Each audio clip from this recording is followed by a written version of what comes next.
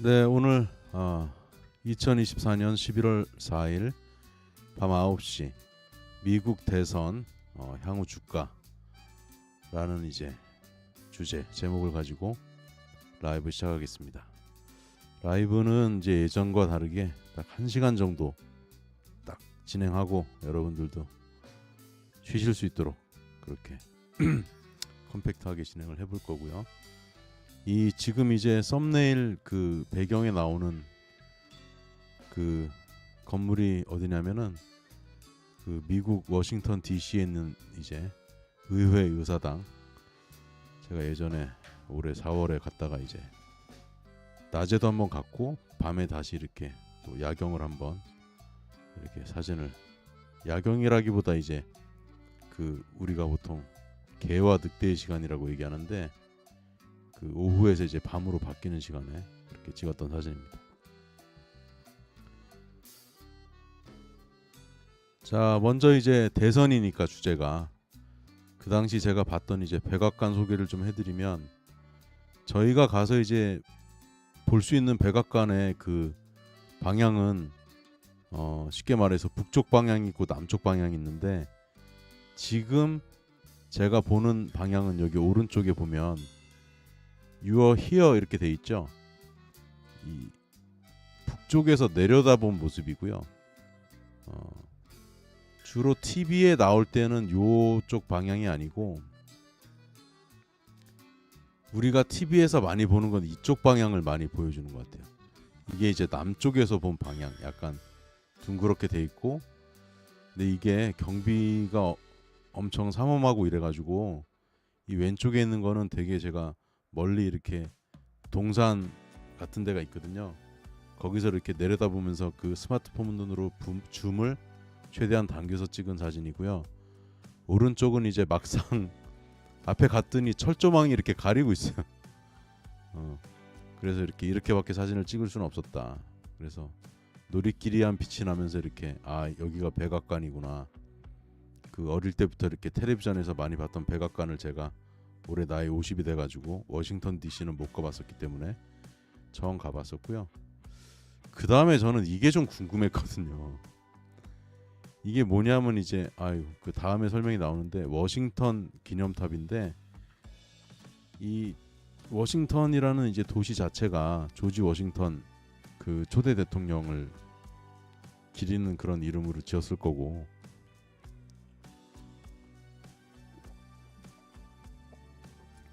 그 다음에 이제 이게 우리가 이제 화면에서 봤을 때는 이게 실제로 얼마나 큰지를 알 수가 없잖아요. 실제 가보기 전에는.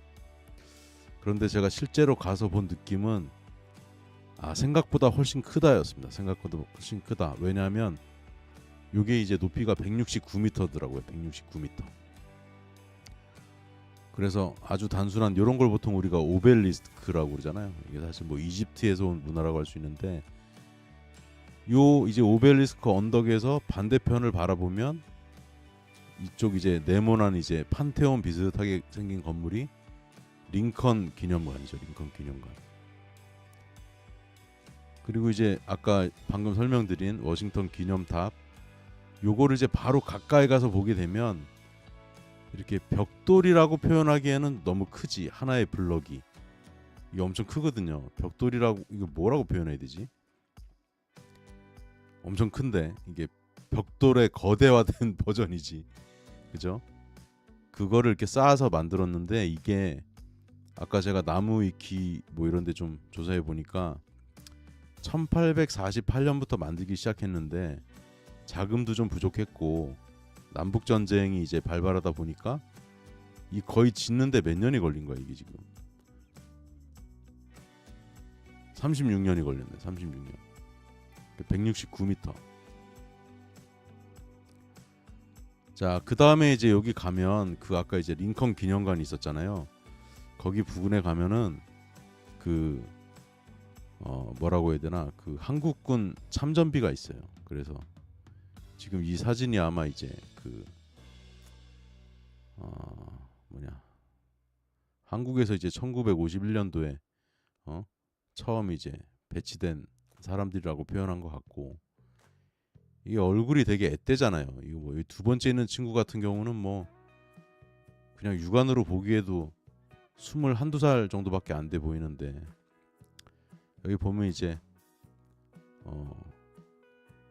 178만 9천 명이 그 우리 6.25 전쟁이 발발했을 때 미국에서 이제 뭐 직접 전투를 했던, 간접 전투를 했던, 참여했다, 뭐 이런 게 나왔고,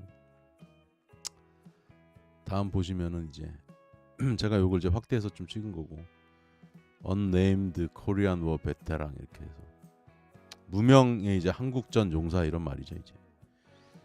그리고 이제 그 요쪽 위쪽이 이제 오른쪽이 링컨 기념관인데 쭉 걸어오다 보니까 여기에 이제 여기부터 이제가 그거예요. 그 한국군 참전 기념비를 쫙 이렇게 이 병사들을 전쟁에서 이제 실제 그 판초이라 그러죠. 우리 군대 다녀오신 분들은 입어보셨을 텐데, 판초이 우위를 입고 이렇게 그 보병 부대가 이렇게 걸어오는 모습을 재현을 해놨습니다. 그리고 여기 이제 보면은 그 이렇게 국가별로 참전한 국가가 우리가 그때 6.25 때 17개 국가인가 그렇죠. 심지어 뭐 에티오피아도 있었으니까. 그래서 이제 전사자는 미국군 전사자가 이제 36,634명. 그다음에 유엔군 통합 이제 전사자가 62만 8천 명이나 전사한 거예요. 그러니까 뭐 이건 제 개인적인 생각이긴 한데, 저는 6.25 때 그 우리나라를 도와줬던 나라들은 우리는 그 은혜를 절대 잊으면 안 된다, 그렇게 생각하고 있습니다. 그래서 이제 여기 갔더니 되게 인상 깊은 문구, 우리가 잘 아는 문구가 있었어요. Freedom is not free 이렇게 돼 있었는데, 실제 저 공간에 가서 Freedom is not free라는 이렇게 문구를 봤을 때는 우리나라를 이제 지키기 위해서 그 미국을 포함해서 수많은 나라 이제 젊은, 저도 이제 자녀가 아들이 있는데 24살인데 그런 이제 꽃다운 나이에 젊은 청년들이 와서 많이 전사했을 거 아니에요. 그래서 되게 좀 이렇게 숭고한 마음도 좀 들고 감사한 마음도 들고 그랬습니다. 그래서 이제 그 요 링컨 기념관 여기 보이는 데서요, 왼쪽 편으로 이렇게 쭉 걸어오면 요 왼쪽에 이제 한국전 엄청 가까이 있더라고요. 한국전 참전 기념비가 있었고요. 그 다음에 지금 우리가 정면으로 보이는 링컨 기념관에 우리가 여기 서 있다고 가정하면 이제 뒤통수 방향으로 그 오벨리스크가 엄청 멀리 있는 거예요. 그래서 멀리서 보면은 오벨리스크가 그렇게 커 보이지 않고 조그매 보이는데 뭐 성냥 정도 크기 정도로 보이는데, 성냥개비 정도, 실제 다가갈수록 이제 엄청 크게 보였다 이 말이죠.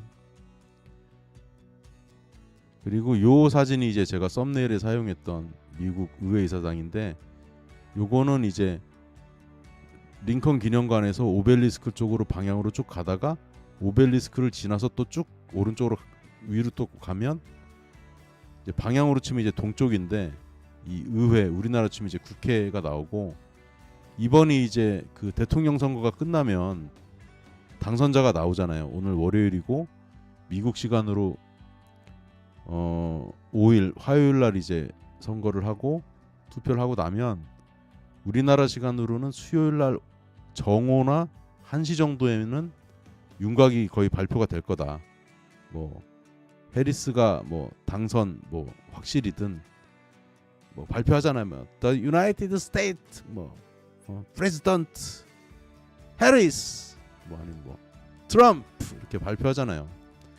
그 하고 나면 나중에 이제 취임식을 어디서 하냐면 보통 여기 지금 요 위쪽에 이제 단상이 있거든요. 여기 위에서 이제 연설하고 여기 앞에 잔디밭이 엄청 넓게 잘 돼 있어요. 지금 사진엔 좀 좁아 보이지만 실제로 엄청 넓은 공간이거든요. 그래서 여기 이제 사람들이 모여서, 우리나라도 대통령 당선되면은 국회의사당 앞에서 보통 하죠, 그죠? 그래서 여기 이제 모인다.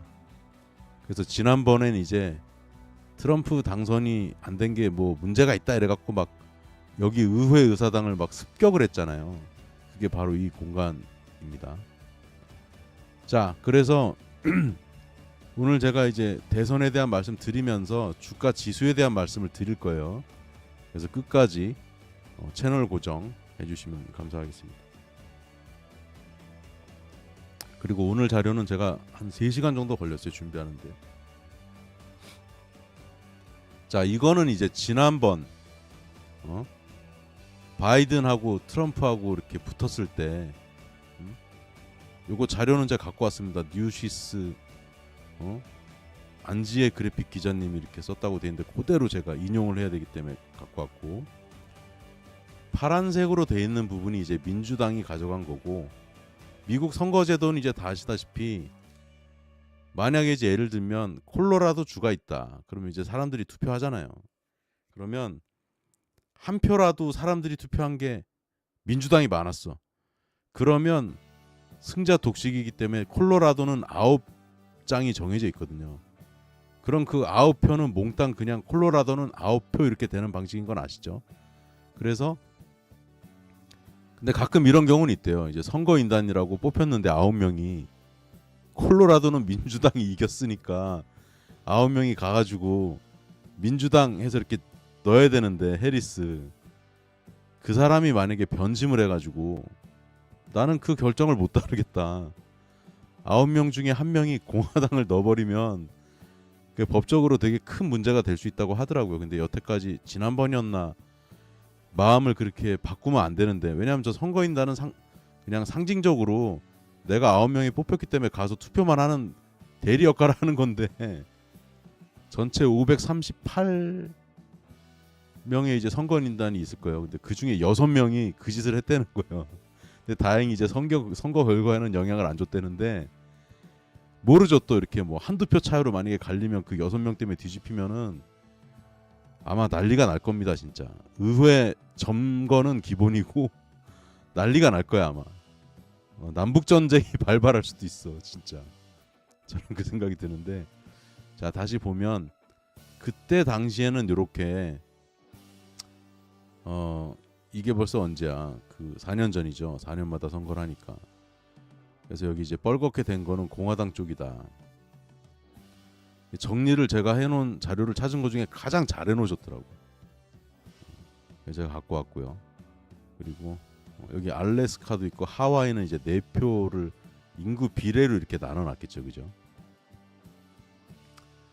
자, 그래서 이거는 제가 사이트에서 갖고 왔는데 그 사이트 이름을 잊어버렸네.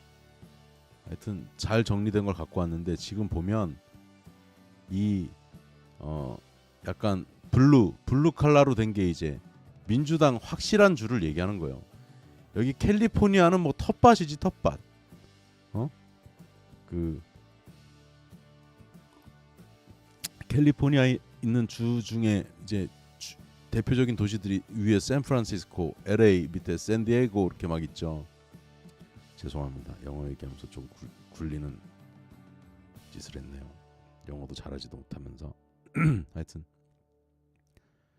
여기 보면 스윙 스테이트가 한 4년 8년 전 뭐 이럴 때 12년 전에는 11개로도 얘기를 했었는데, 요즘은 제가 얘기하는 게 아니고 이제 최근의 결과들을 모아봤을 때 7개 주를 스윙 스테이트라고 그래요. 이게 뭐냐면 여러분들이 이제 모른다고 가정하고 설명할게요. 제가 잘난 체 하는 게 아니고, 스윙 스테이트는 경합주죠, 우리나라 말로. 그러다 보니까 이 7개 주는 최근의 선거 결과를 살펴보면 민주당의 표를 몰아주기도 했고 공화당의 표를 몰아주기도 했던 전력이 있어요.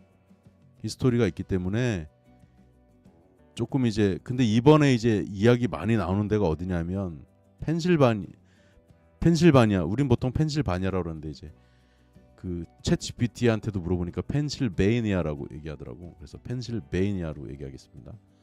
펜실베이니아, 미시간, 위스콘신, 조지아, 노스캐롤라이나, 애리조나, 네바다, 이렇게 7개 주가 있어요.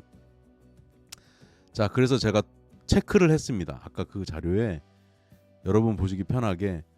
그런데 제가 오늘 이제 선거 결과를 한번 예측을 해볼 때 어떻게 예측하는지 방식도 한번 봐주시고, 우리가 뭐 주가를 미래를 예측을 하든 업무상에서 뭘 예측을 하든 제가 오늘 여러분들한테 보여드리는 방식이 상당히 여러분들한테 도움이 될 수 있다. 그래서 끝까지 채널 고정 해주시고,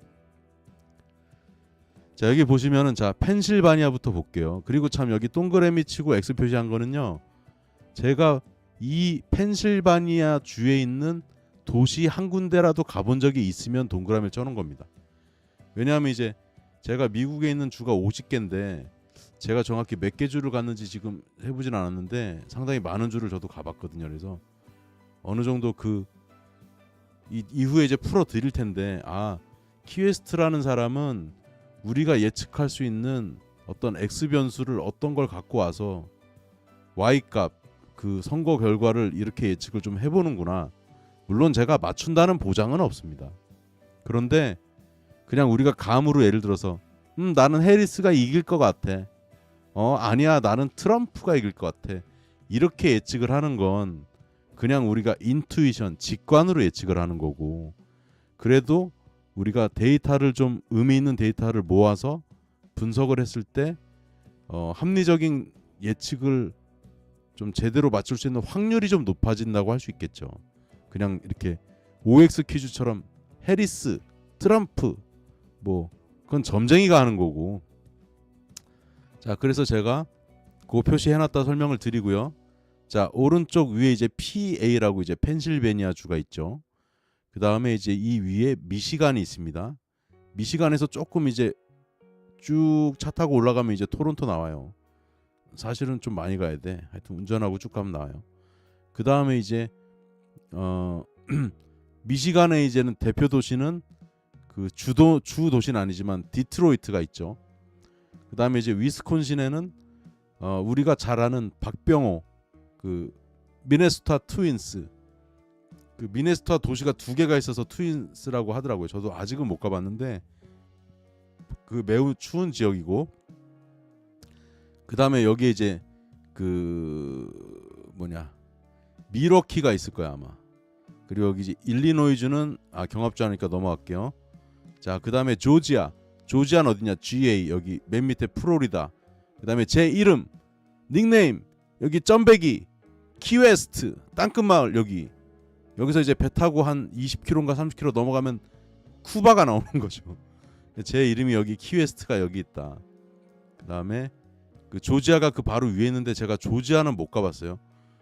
여기 플로리다는 가봤고 거의 조지아 거의 근접하게 갔는데 어쨌든 조지아 땅을 제가 1cm도 못 밟았으니까 안 가본 걸로. 그 다음에 노스캐롤라이나 여기, 그 다음에 여기는 밑에는 사우스캐롤라이나인데 하여튼 그렇다. 여기는 못 가봤다 아직. 그 다음에 애리조나 이제 애리조나 내가 어딜 가봤지? 하여튼 갑자기 도시가 기억이 안 나네. 하여튼 애리조나 애리조나는 제가 이쪽이 이제 쭉 네바다에서 넘으면 그랜드 캐년이 이 애리조나 위쪽에 있거든요. 그래서 제가 애리조나 땅은 상당히 많이 밟았기 때문에 사실 주요 도시는 못 갔지만 애리조나는 방문한 걸로. 그 다음에 자 네바다의 대표 도시가 어디 있죠? 이쪽 아래쪽에 라스베이거스가 있죠. 그렇죠? 자 이렇게 해서 한번 예측을 좀 해보려 그래요. 자 미국 60대 대통령 선거, 미국 50개 주 선거인 단수가 538명입니다.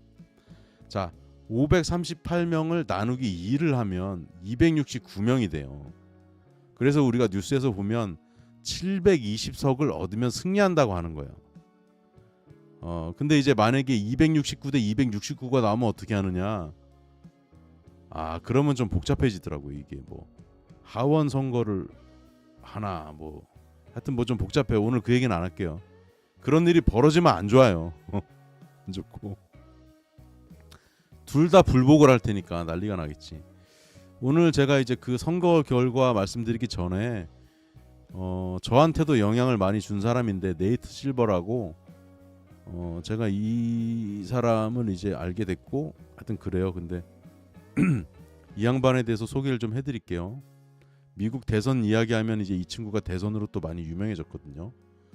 자 네이트 실버 1978년 1월 13일 출생. 이 친구가 저랑 좀 통하는 면이 조금 있다 생각할 때가 제가 있었는데, 제가 사실 1월 12일 생이거든요.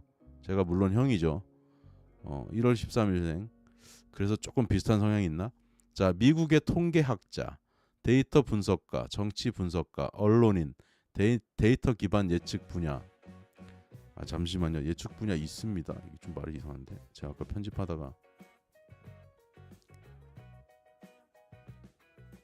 이거 라이브 중에 편집하기 있냐 그러시면 할 말 없는데 나중에 또 고칠라면 못 고치니까 바로 고쳤습니다.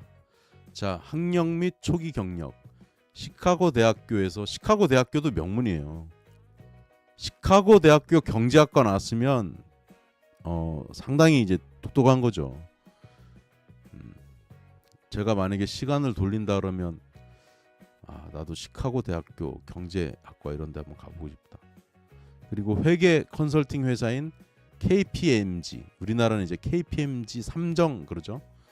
거기에 이제 근무를 하던 중에 메이저리그 야구 선수들의 성적을 예측하는 시스템이 페코타라는 게 있어요. 야구 좋아하시는 분들 아실 거예요.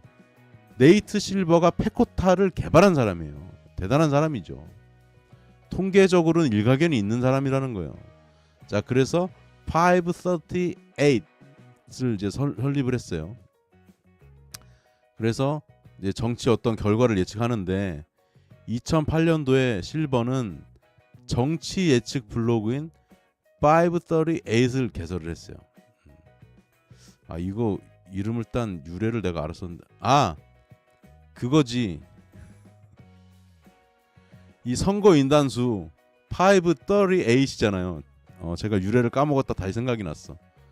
그래서 이 사람이 538이라고 한 거예요. 그 정치 블로그 이름을. 그래서 대선 결과를 예측하기 시작을 했는데요. 2008년 대선에서 이 친구가 이 주별로 이렇게 다 예측을 한 거예요. 이 친구 사이트 가면 막 이렇게 예측을 또 하고 그런 게 나와 있어요. 물론 영어로 돼 있어서 조금 보기 쉽진 않은데. 자, 50개주 중에서 40개주의 결과를 맞췄어요. 그럼 뭐예요? 50개 중에 49개면 다 맞춘 거잖아. 그리고 2012년 대선에서는 50개주의 모두의 결과를 다 맞춘 거예요. 그래서 저도 오늘 이 친구 흉내를 한번 내볼 거예요. 근데 이제 사실은 그 주들 중에 50개 주 중에서 이럴 수는 있어요. 지금 같은 경우는 이변이 없는 한 경합주 7개를 빼면 43개 주잖아요.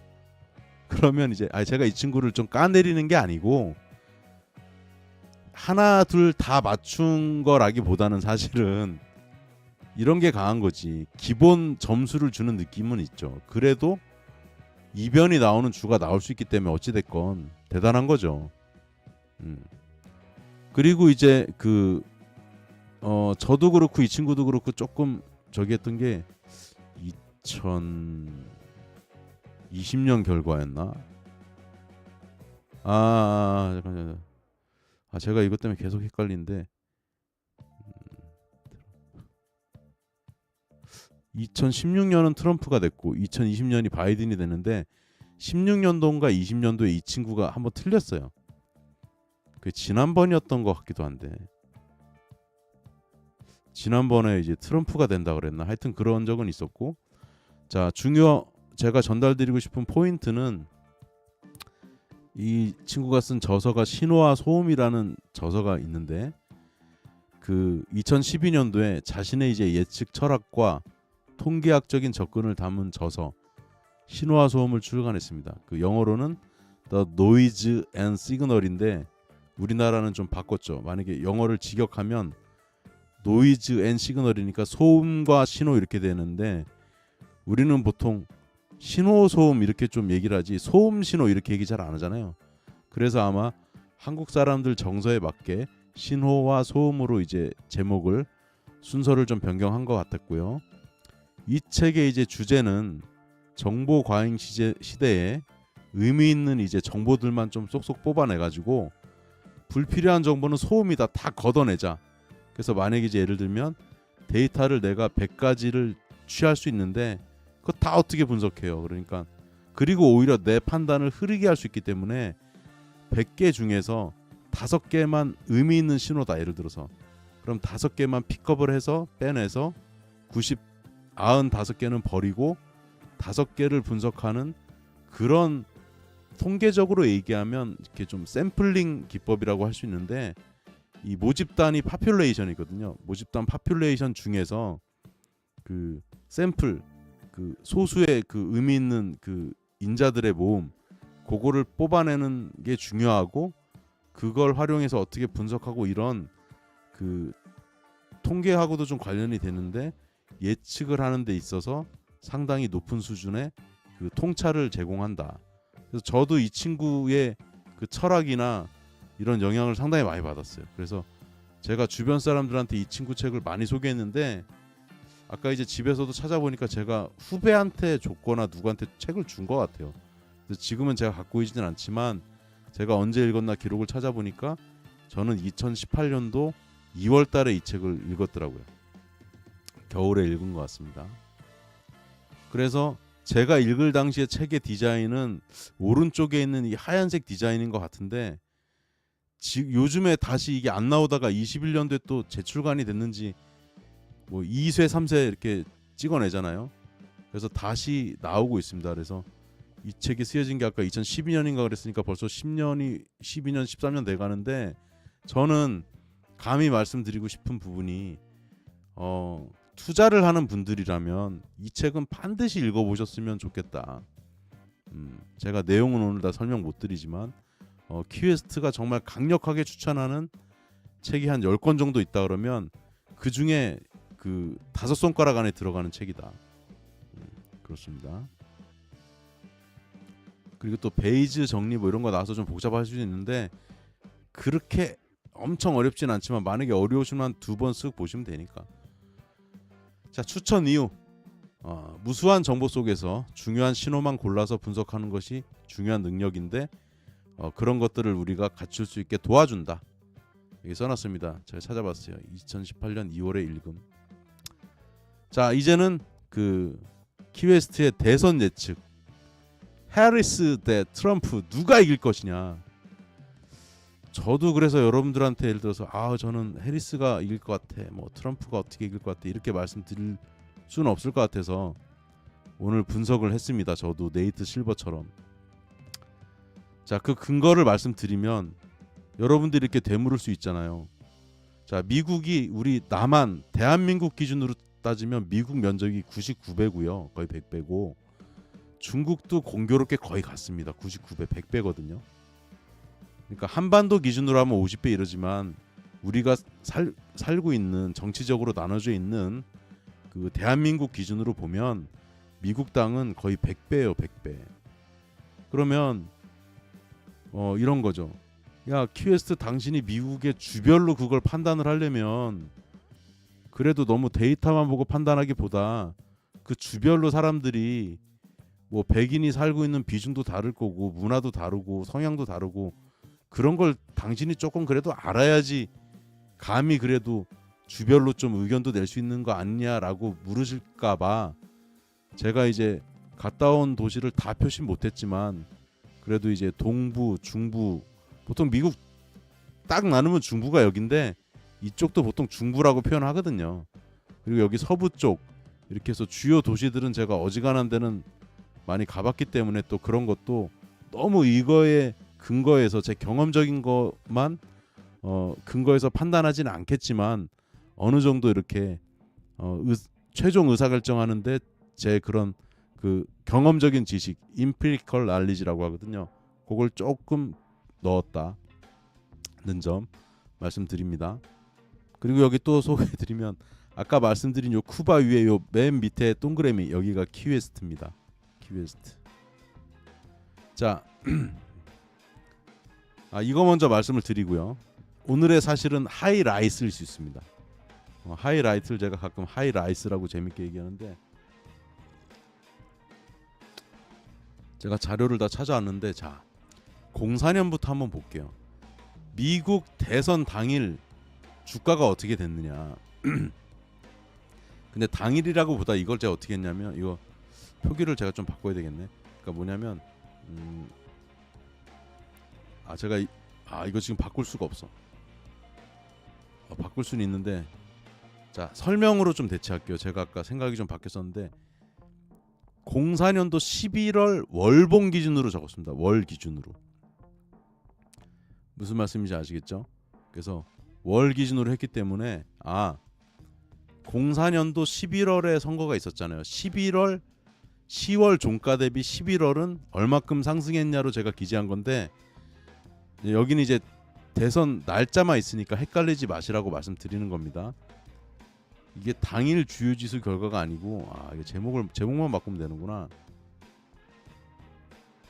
그러니까 당일이 아니고 그 해당 월로 정정하겠습니다. 그러면 04년도 설명을 드려보면 다우지수는 11월에 4.0% 상승을 했고, 나스닥은 6.2%, 코스피는 5.2%, 코스닥은 4.6% 당선됐어요. 그때 04년도에는 그 W 부시라고 그러죠. 우리가 공화당이죠. 공화당. 우리나라로 치면 이제 국민의힘이지. 굳이 갖다 붙이자면. 자, 그 다음에 08년도에는 어떻게 됐느냐. 자, 08년도에는 보세요. 오바마가 됐어요. 그때 최초의 이제 흑인 대통령이 된 거죠. 그때 경쟁자는 맥케인이었고, 여긴 또 경쟁자 내가 왜 안 적어놨냐. 하여튼 우리가 이름 들으면 조금 이제 04년도에 적인가? 엘고였나? 잠깐만요. 요거는 제가 그래도 바로 챗 GPT한테 물어보겠습니다. 챗 GPT가 금방 알려주거든요.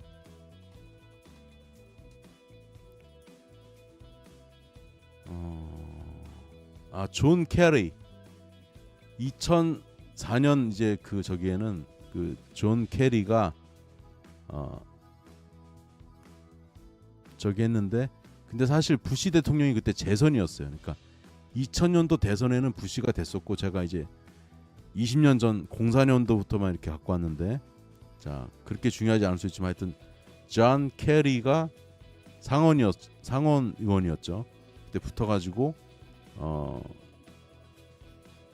부시 대통령이 선거인단은 286명을 가져갔는데 득표율은 사실은 51대 48이라서 차이가 별로 안 났어요.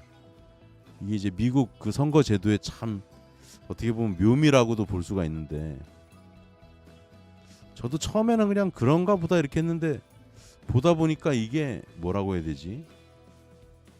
이게 그 골프를 비유를 하면은 매치 플레이 같은 느낌이 있더라고요. 그러니까 예를 들면 스트로크는 내가 저 사람보다 10타를 더 많이 쳤어. 그런데 홀별로 점수를 매기니까 내가 세 홀을 더 이겼어. 그렇게 이기는 게 매치 플레이고, 나는 만약에 80개 쳤어.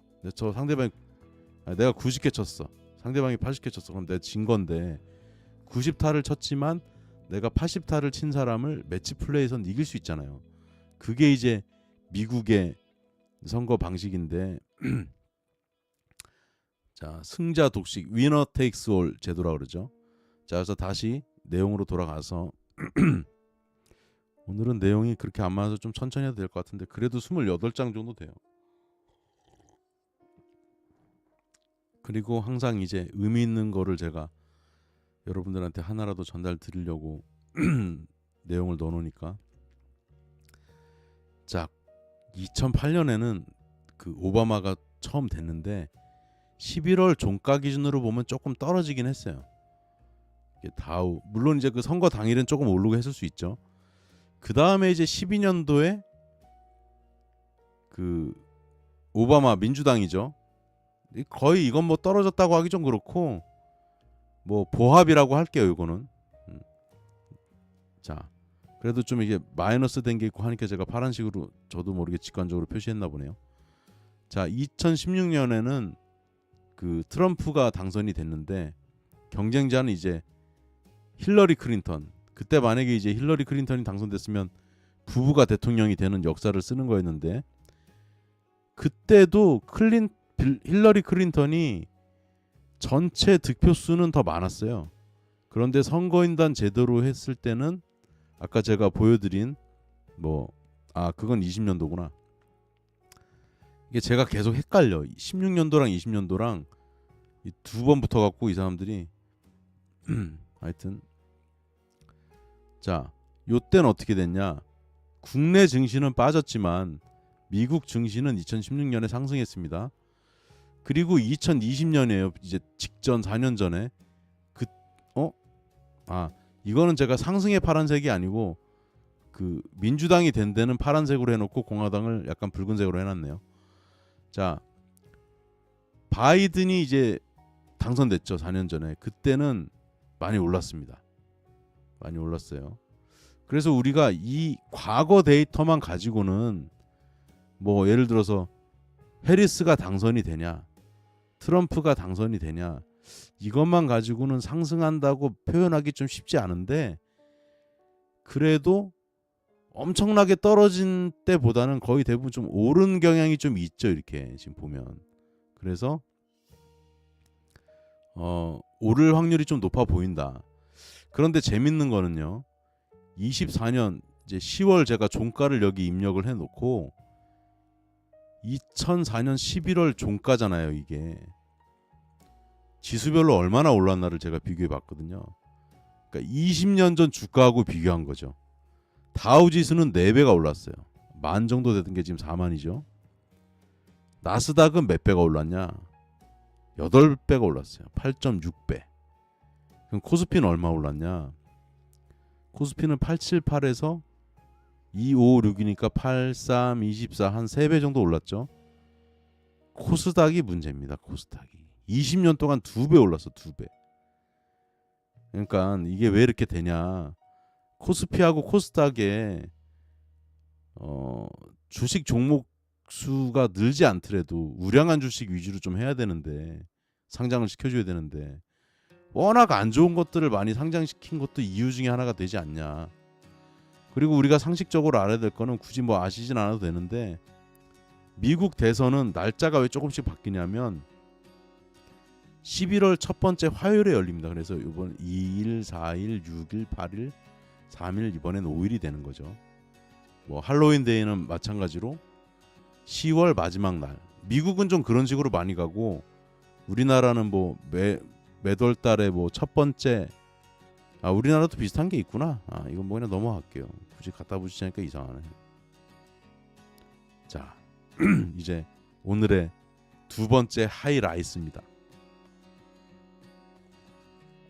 그러니까 오늘 이제 향후 대선, 향후 주가에 대한 거는 제가 이제 그런 여태까지의 그 데이터나 이런 걸 봤을 때, 그 다음에 이제 이번에는 10월에 좀 조정을 받고 11월에 들어왔기 때문에 11월에는 상승할 가능성이 좀 높아 보인다. 그리고 제가 봤을 때는 해리스보다는 트럼프가 당선이 되면 주가가 더 상승할 것 같다라고 저는 전망을 드리겠습니다. 자, 이 데이터를 제가 아까 만드는데 시간이 좀 많이 걸렸어요. 그 챗 GPT가 좀 도와줬는데, 백인 비율에 대한 건 챗 GPT가 조사를 해줬고요. 제가 잠시 또 보여드리면 챗 GPT한테 이렇게 물어볼 수 있는 거예요. 예를 들어서 뭘 물어볼까?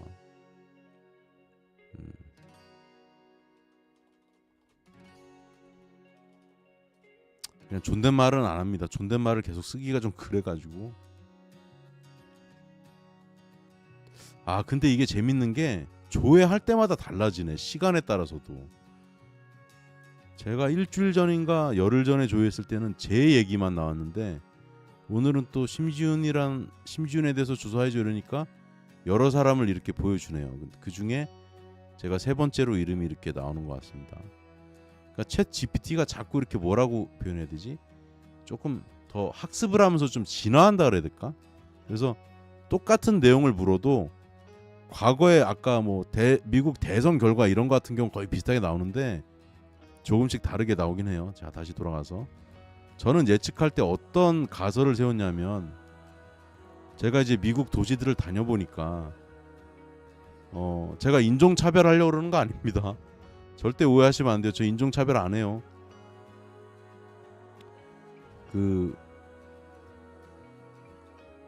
너무 말씀을 안 하셔가지고 이 방송이 잘 나오고 있겠지. 자, 한번 체크해 보겠습니다. 잘 잘 보고 계시죠? 자, 설명 또 이어 나갈게요. 자, 이게 이제 경합주라 그랬잖아요. 7주. 그러니까 50개 주 중에서 제가 예측한 방법을 말씀드릴게요. 43개 주는 지금 거의 민주당, 공화당이 거의 확실하게 나온 거예요. 그래가지고 7개 주만 가지고 한번 예측을 해보자는 거죠. 그렇게 했을 때 저는 중요하게 본 변수를 좀 백인 비율을 좀 봤고요. 물론 백인 비율만 가지고 야 백인 많은 데는 무조건 공화당이냐, 그건 아니죠. 그건 아닌데 그러니까 이것만 제가 고려한 건 아니지만 여기다 모든 변수를 표시할 수는 없고 제 머릿속에 또 다른 게 있을 수 있는데, 일단은 저는 오늘 주어진 시간 내에서 예측을 하려면 죄송합니다. 일단은 백인 비율을 저는 조금 중요하게 봤어요. 그래서 이걸 넣어봤고요. 그리고 이 주를 제가 신문에 나온 대로 쭉 썼는데 공교롭게 이게 제가 그 일부러 이걸 소팅을 정렬한 게 아니거든요. 근데 희한하게 백인 비율 순으로 이렇게 비슷하게 나오더라고. 자, 2004년 그러니까 펜실바니아 주만 예를 들어보면 부시가 당선될 때는 공화당을 찍었어요. 근데 이게 펜실바니아 주가 좀 교육 수준이 좀 높은 주거든요.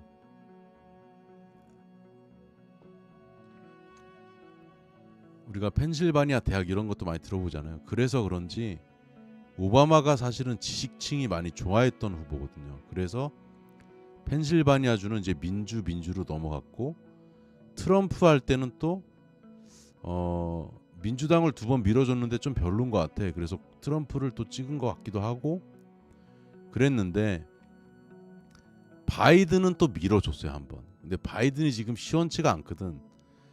그래서 사실은 펜실바니아주는 저는 솔직히 이거 예측할 때 공화라고 하긴 했는데 민주당을 찍을 확률도 조금 있어 보이긴 하는데, 그러기에는 해리스가 그렇게 되게, 이건 좀 개인적 사견이 제가 좀 들어가지만 그렇게 스마트하다고만 얘기할 수 있을까?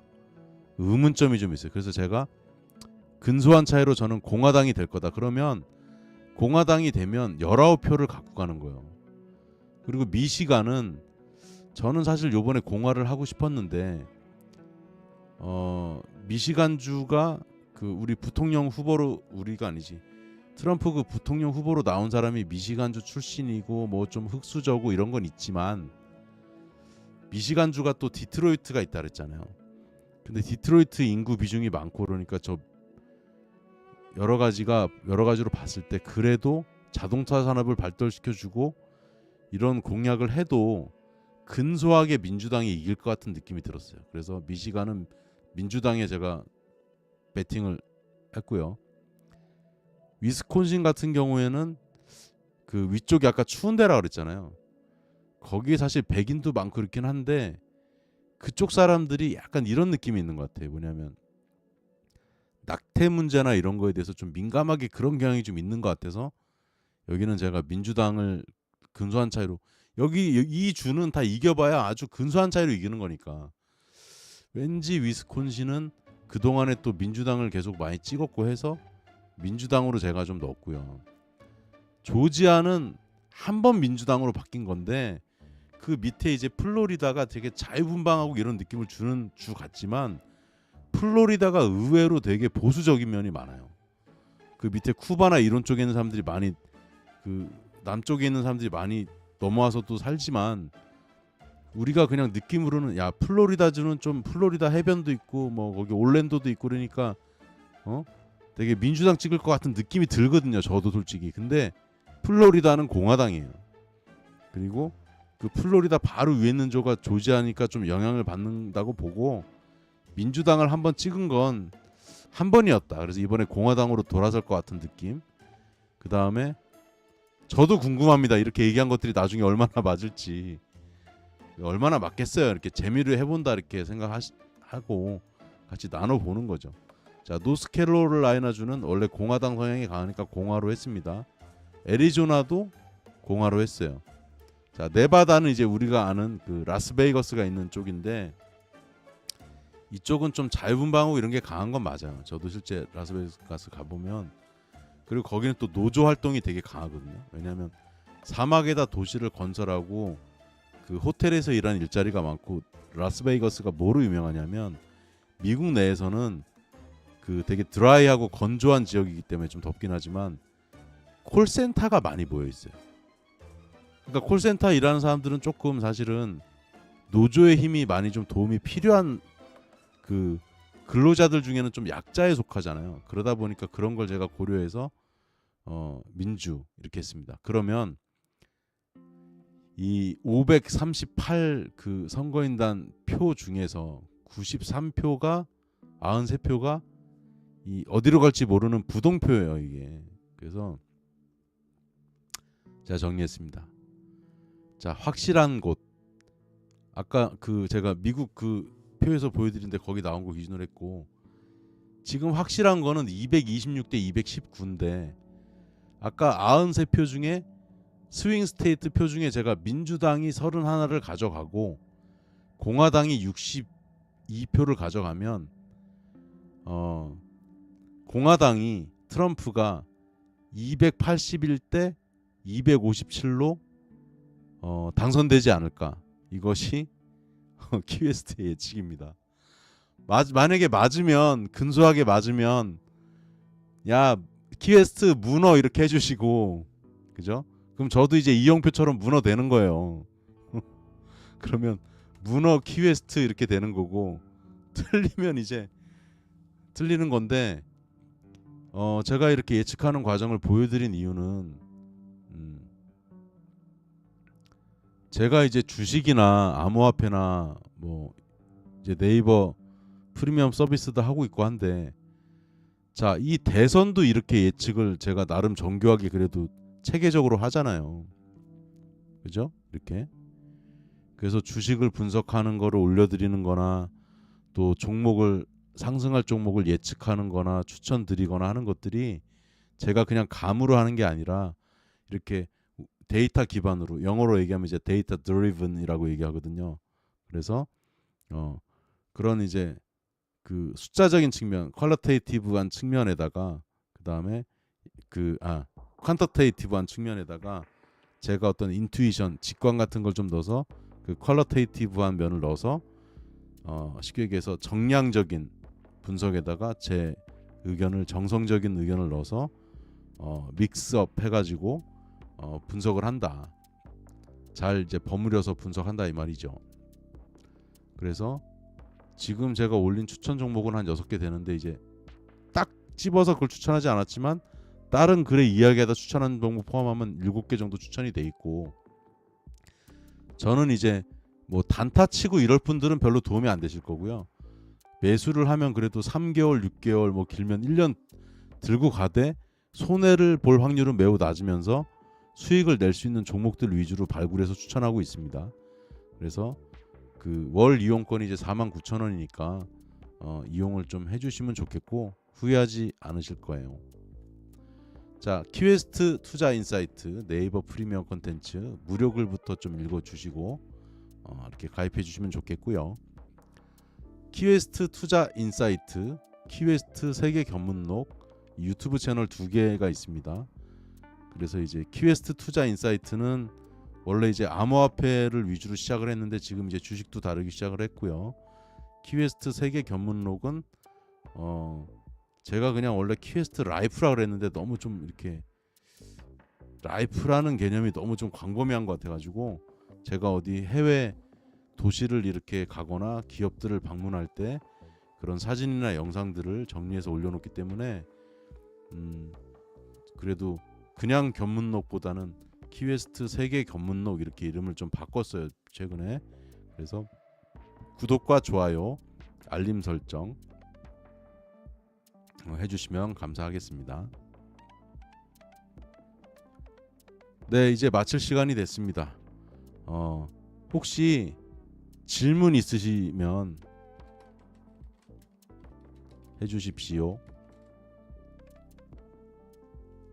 한 1분 정도 기다려 보고 질문이 없으시면 마무리하도록 하겠습니다. 오늘도 딱 1시간 정도에 마치겠네요.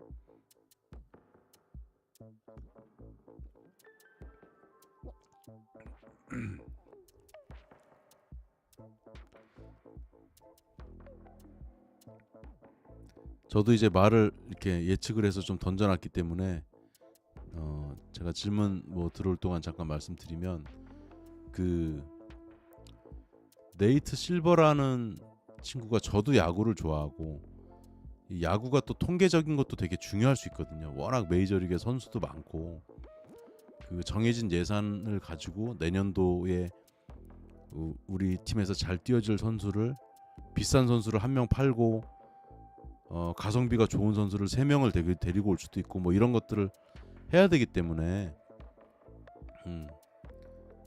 그 친구가 이제 그 네이트 실버가 그렇게 시작을 했는데, 저보다 나이는 어린 친구지만 저는 그 책을 보면서 그걸 확실히 알게 됐죠. 사람이 예측할 수 있는 영역이 있고 예측할 수 없는 영역이 있는데, 그 책에 나온 것 중에 제가 새로 알게 된 사실 중에 어떤 게 있었냐면, 우리가 지진 있잖아요. 지진은 미래를 절대 그러니까 예측이 너무 어렵대요. 왜냐하면 지진이라는 게 자주 발생하는 게 아닐 수 있기 때문에, 어떤 지역 하나만 놓고 보면 큰 지진을 기준으로 했을 때 진도 7 이상의 지진이 발생한 도시만 쫙 뽑아서 뭐 정리하고, 이게 근데 그거는 분석할 수 있죠. 과거니까. 근데 그걸 가지고 어느 도시에서 지진이 일어날 거라는 것을 숫자 통계적으로 예측하는 건 거의 불가능하다고 했어요. 그래서 저도 그 책을 보면서 내가 예측할 수 있는 영역, 불가능한 영역, 이런 것들을 좀 나눌 필요가 있고, 예측을 할 때 진짜 말 그대로 그러니까 소음을 많이 먼저 걷어내고, 그 노이즈죠. 그리고 시그널, 신호만 잘 이렇게 정리해서 이걸 가지고 어떤 결론을 도출하는 습관이 제가 몸에 배기 시작했어요. 이 책으로 인해서. 그래서 강력하게 추천드리고, 질문은 없으실 것 같은데 그래도 여기 이제 엔비디아 본사 갔다 온 건데, 이제 마지막에 마땅히 늘 사진이 없어가지고 넣어놨고요. 자, 한번 봅시다. 이제 채팅글에 하나 남겨놓을게요. 자, 키웨스트의 예측, 미국 대선 예측. 자, 해리스 257 대 트럼프 281. 트럼프 당선에 저는 당선 예측 이렇게 하겠습니다. 그래서 맞으면 좋은데 뭐 틀릴 수도 있죠. 이거는 왜냐하면 미국 대선은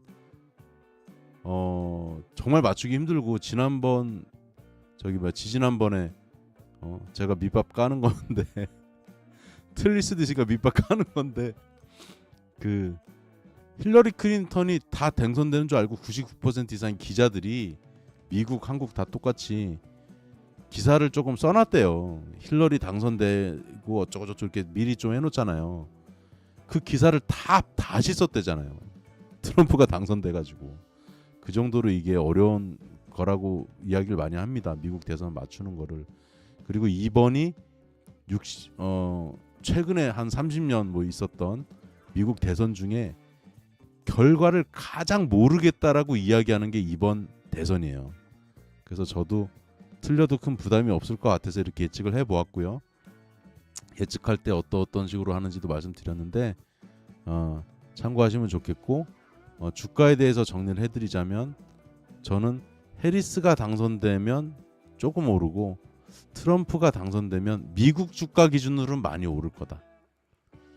그렇게 좀 결론을 내릴 수 있을 것 같습니다. 그리고 차트상으로 봤을 때도 11월 달에 오르기 좋은 타이밍인데, 그 다음엔 제가 말씀드린 게 좀 정치적인 견해가 될 수 있을 것 같아서 조금 조심스럽지만, 저는 이렇게 생각해요.